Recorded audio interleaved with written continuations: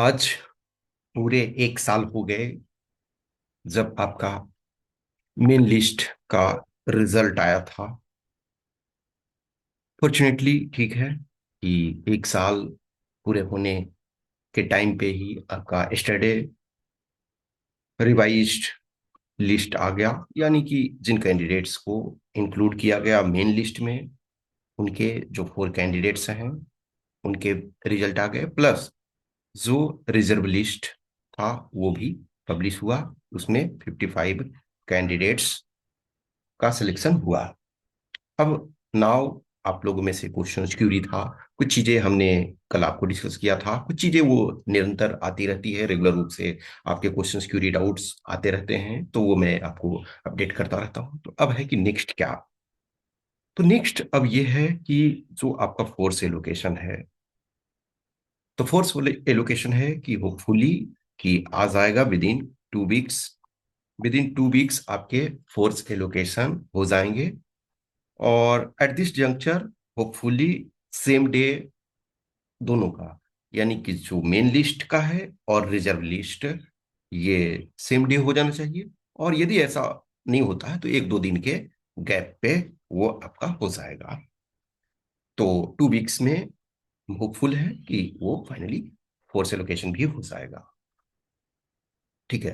तो अब जो है फोर्स एलोकेशन ये, उसके बाद देखो कुछ कैंडिडेट्स के इश्यूज हैं, जैसे कोई प्रोविजनल में हो तो उनको आपको, या तो बहुत बच्चे हैं कि डॉक्यूमेंट आपने सबमिट कर दिया होगा, जो इशू होगा वो डॉक्यूमेंट आपने सबमिट कर दिया होगा, लेकिन आपका शायद वहाँ अपडेट नहीं हुआ होगा। तो वैसा होगा तो वो फिर से आपको मेल करेंगे, रिमाइंड करेंगे, और आपको खुद ही यूपीएससी से कॉल करके पूछ लेना चाहिए।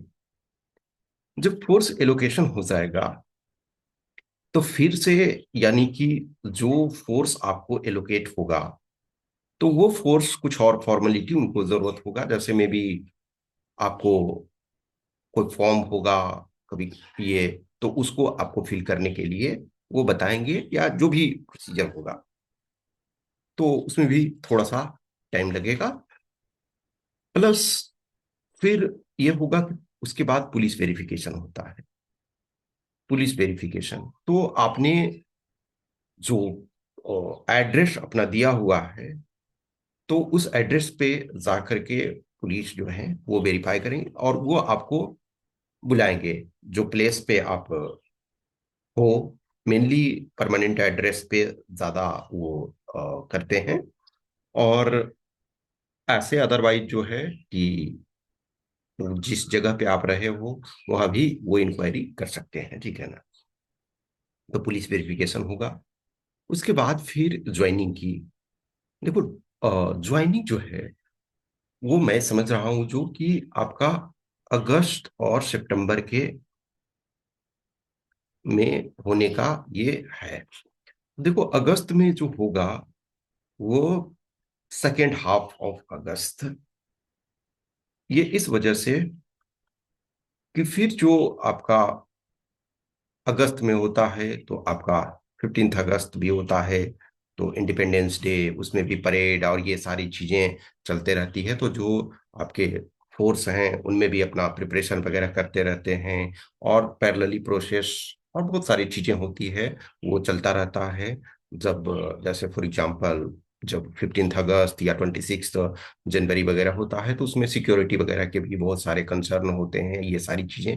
लेकिन ऐसा नहीं है कि उसमें ट्रेनिंग नहीं चलता, चलता रहता है। लेकिन जब न्यू बैचेज हैं तो मैं समझता हूँ कि अभी, क्योंकि अभी इन प्रोसेस में भी टाइम लगेगा, जैसे अभी आपका फोर्स एलोकेशन होगा, फोर्स एलोकेशन के बाद फिर जो है वो सारे फोर्स जिन जिन को जो मिलेगा वो उनको उस फोर्स को भेज दिया जाएगा उनका लिस्ट। उसके बाद फिर कुछ और उनको रहेगा, कुछ कमी रहेगी किसी कैंडिडेट के परफॉर्मा में, तो वो आपको कम्युनिकेट करेंगे।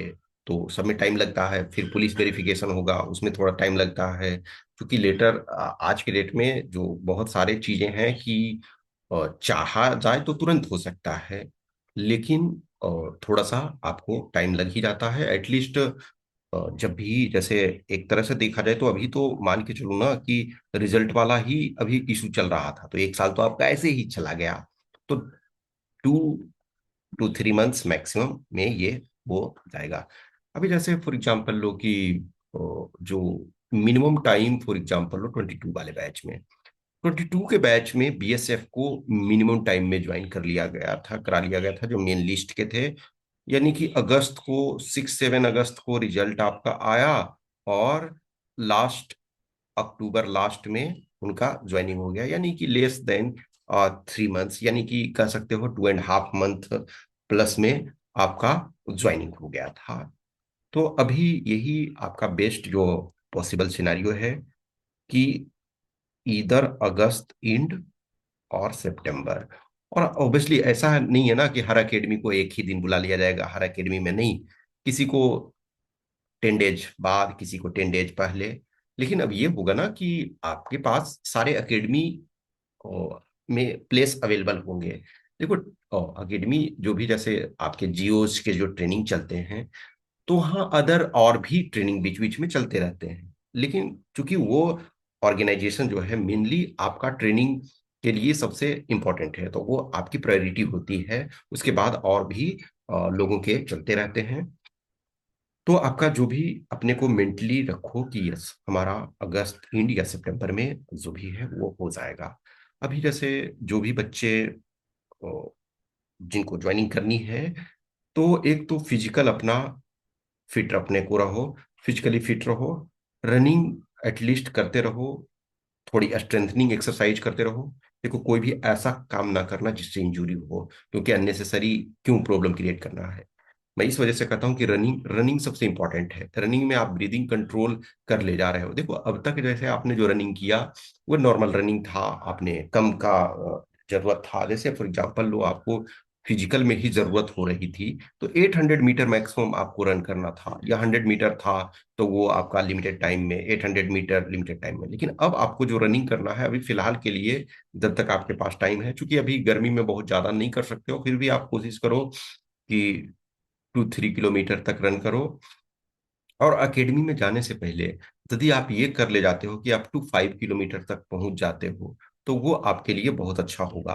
प्लस स्ट्रेंथनिंग एक्सरसाइज वगैरह करते रहो, ठीक है।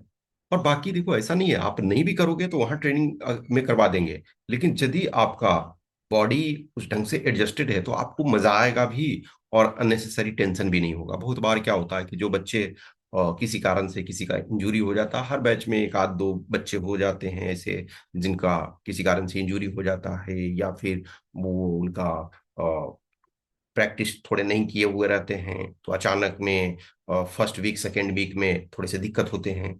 तो अभी आपके पास टाइम है, आप थोड़े थोड़े अपना वर्क करते रहो, थोड़े थोड़े अपना स्ट्रेंथनिंग एक्सरसाइज करते रहो, और रनिंग भी आप ये करते हो तो आपका काम चल जाएगा। देखो जैसे कुछ कुछ और जो चीजें हैं तो वो आपको उस्ताद के जो ट्रेनर हैं उनके ही देख रेख में करना जरूरी है। लेकिन रनिंग एक ऐसा चीज है जिसको आप खुद से ही कर सकते हो। छोटे मोटे स्ट्रेंथनिंग एक्सरसाइजेज हैं, वो आप सीटअप पुशअप्स चिनअप्स ये सब है, वो आप अपने घर पे कर सकते हो। कोई ऐसा हार्ड एक्सरसाइज ना करना जिससे इंजरी वगैरह के चांसेस हो। कोई भी ऑब्वियसली जानबूझ करके नहीं चाहता है, लेकिन कुछ ऐसे होते हैं जिसमें थोड़े से रिस्की। आप एक बार एकेडमी में पहुंच गए, किसी कारण से थोड़ी इंजरी वगैरह भी होती है, तो वहाँ आपका जो है सर्विस काउंट चलता रहता है, प्लस थोड़े बहुत रहते हैं तो वो एडजस्टेड हो जाता है। लेकिन अभी कर दिक्कत नहीं होना चाहिए, ठीक है। प्लस बहुत सारे आप में से वो बच्चे हो जिनको होप है कि हमको मेंस लिखना है इस बार, तो अभी आप फुल रूप से उस पर फोकस करो। हाँ साथ में आप फिजिकल फिटनेस भी रखो। तो कोई फिजिकल फिटनेस में ये नहीं है कि आपको 2 घंटे टाइम देना है, आप इवन 20-30 मिनट्स दो। 20-30 मिनट्स आप डेली अपना ये रखो, ठीक है ना। उतना बाकी आप अपने मेंस का प्रॉपर तरीका से भी प्रिपेयर करो। देखो किसी कारण से यदि 2-4 दिन 10 दिन पहले भी आ जाता है, मतलब मैं कह रहा हूं कि यदि एक्सेप्शनल केस में ऐसा हो गया कि 10-5 दिन पहले भी बुला लिए, तो आपके पास 10 दिन 5 दिन और 2 सप्ताह के एक्सटेंशन मिल जाते हैं। ऐसा नहीं है कि एकदम हार्ड एंड फास्ट है कि जिस दिन बोला गया उसी दिन रिपोर्ट एकदम हर हाल में करना है, नहीं। आप एक इतने लंबे प्रोसेस से सेलेक्ट होकर के गए हो, तो इतनी फ्लेक्सिबिलिटी मिलती है। अभी आप अपना जो प्रिपरेशन कर रहे हो उसको करते रहो, और जो भी अपना है आगे होपफुल रहो, मेंटली रेडी रहना कि हमको 2 से 3 महीने के में आप हमारे हमें जाना है। और बाकी जो इधर उधर का जो भी चीजें हैं उसको सोल्व कर लो, अपने इश्यूज। ठीक है। और जिनका जैसे लेटेस्ट एक कुछ बच्चे ऑलरेडी जॉब में हैं, तो एक बार फोर्स एलोकेशन वगैरह हो जाता है, फिर जो और सिचुएशन बनता है उसके बेसिस पे आप अपना कि कितने टाइम आपके ऑर्गेनाइजेशन में लगते हैं रिलीविंग में। जैसे कुछ ऑर्गेनाइजेशन है कि इवन 15 डेज में आपको रिलीव कर देंगे, कुछ हैं कि 1.5 मंथ्स ले सकते हैं, तो आपको अपने अनुसार ये करना है। ठीक है ना। और बाकी जो भी आगे आने वाले क्वेश्चंस क्यूरी डाउट्स होंगे, या मेरे साइड से मुझे लगेगा कि कुछ अपडेट्स हैं, कुछ बताने चाहिए, तो वो मैं बताऊंगा। जिनको भी कुछ क्वेश्चंस क्यूरी डाउट है वो आप मैसेज कर सकते हैं, कमेंट कर सकते हैं। I will be happy to help you, to reply you. और जब भी जैसे बच्चे सिलेक्शन होता है, तो जब कभी वो मैसेज करते हैं तो बहुत खुशी होती है। प्लस जिनका भी नहीं होता है, तो ऐसा नहीं है कि जिनका हो गया मैं उसी के लिए खुश हूं, नहीं। जिनका नहीं हुआ है, मैं समझता हूँ कि इस जंक्चर पे जब आप डिफिकल्टी फेस करते हो, तो मेरे लिए ज़्यादा इंपॉर्टेंट है कि मैं उन बच्चों को सपोर्ट कर सकूं, गाइड कर सकूं, जो सेलेक्ट ना हो पाए किसी कारण से। तो जिनका भी नहीं भी हुआ है, जो होपफुल थे, आपको कुछ क्वेश्चंस क्यूरी डाउट है, मैसेज कर सकते हो। You are always welcome. Okay, thank you.